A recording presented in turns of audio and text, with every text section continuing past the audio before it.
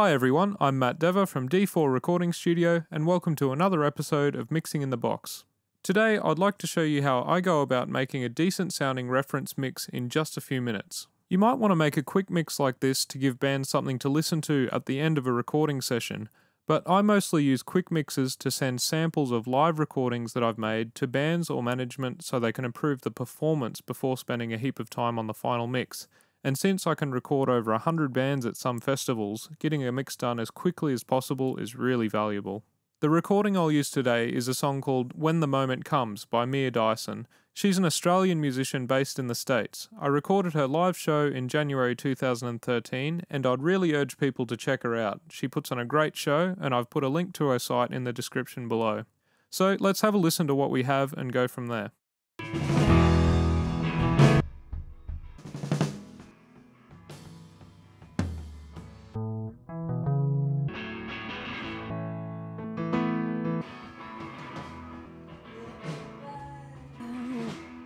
Don't look down. I see my fire. I see my fear. So the first thing I'm going to do is pull all of the faders down just to give me a bit of headroom overall on the master bus.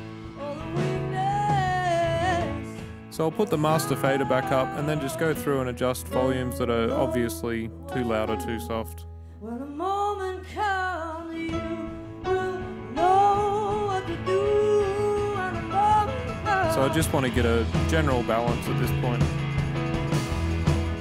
So something that's obvious to me is that Mia's guitar, which is one of the main focuses of this band, is not cutting through at all, so I'll have a look at that.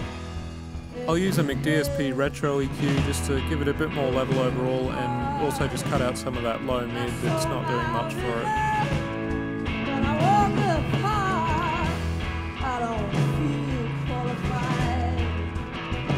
So now I'll just compress the vocal and put an EQ on it as well. Fast release is always good on these.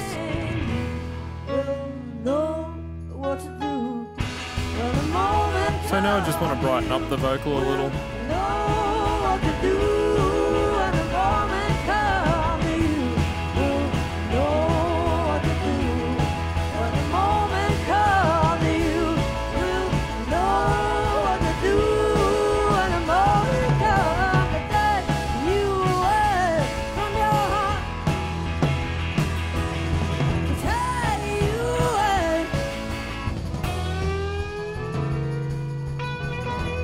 So in the bass guitar, I can hear there's something sort of ringing out. There's a particular note that keeps getting played around sort of 150 Hertz that I'm just going to pull out.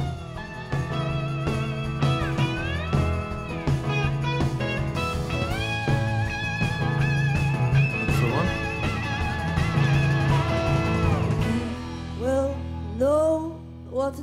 So that should even out the frequency response of the bass a little, and now I'm just going to compress it quite hard just to even out the actual level of the bass overall.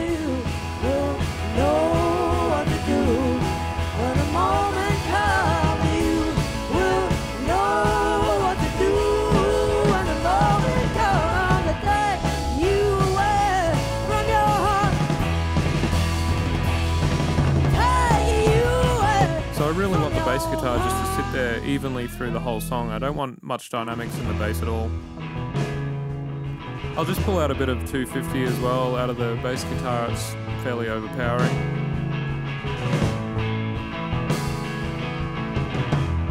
Everybody, don't look down. I see my failure.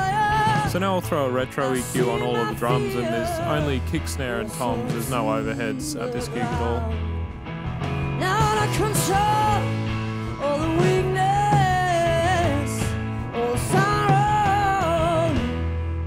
And starting on the kick, I've just given it a bit more level and bottom end and taken some mids out.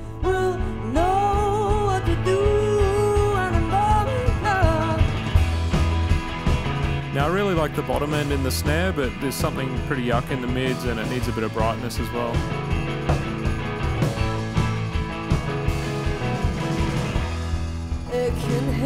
Now the toms are kind of acting as the overhead as well, so I'm not going to gate them at all on this, though I usually would. Sort of want to let the cymbal on that come through the tom mic as well, but I'll just EQ for the tom. Qualified to tell you anything, to take the lie and make it I'll just copy that across. So I don't want to spend a heap of time on the kit, and it's sounding okay as it is, but I'll just add an EQ to the kit as a whole to try and get a bit more out of it.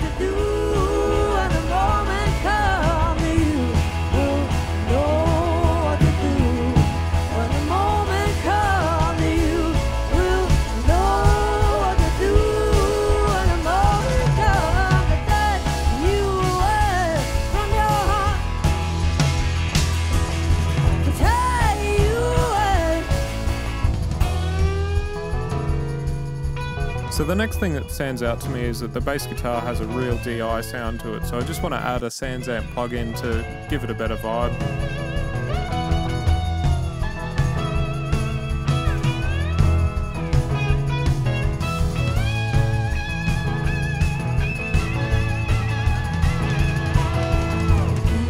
Will know what to do when the moment comes to you. So I'll just bring out those backing vocals a little.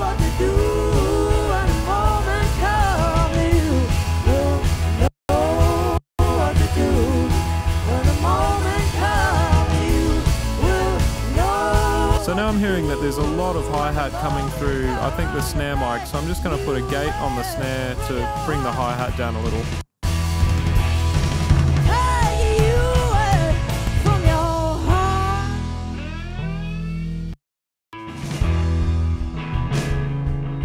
So I'll start with the range right down so we can hear exactly what's happening.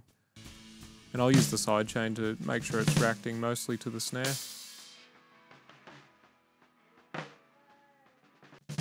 So a really fast attack is going to let the crack of the snare through.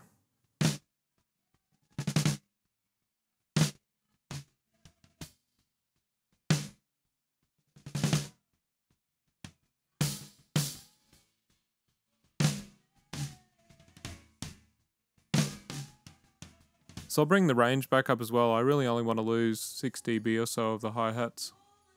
And I'll bring the song in to see how it's sounding.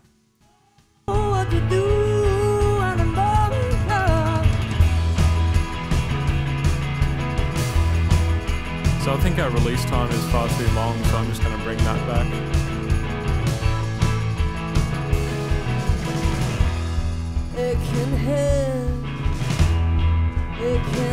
So now I just want to even out the drums a little bit more, and I'll take a few dB off with the limiter. When I walk the path, I don't feel qualified to tell you anything, to take the lie and make it sing. We'll know what to do. So now I just want to add a touch of reverb and delay to the main vocal.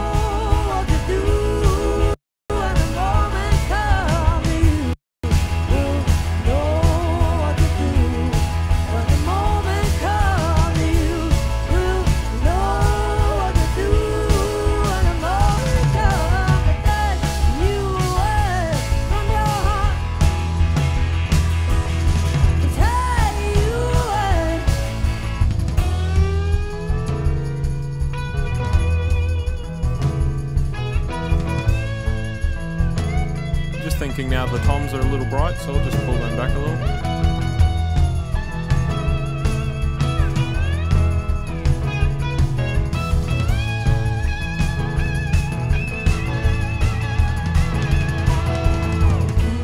We'll know what to do when the moment comes to you. We'll know what to do when the moment comes to you. We'll know what to do when the moment comes to you. We'll know what to do when the moment comes to you. So that's just a really fast stereo delay with a low pass filter on the delays. From your heart.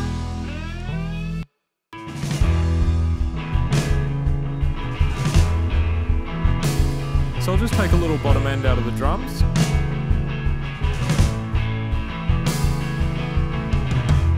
Now I'm going to put an EQ and a limiter just on the mix overall and bring the level up, just sort of take 3 dB or so off the I peaks. see my failure, I see my fear, listen to the ground. Now I control all the weakness, all the sorrow. We'll know what to do when the moment comes. You will know what to do when the moment comes.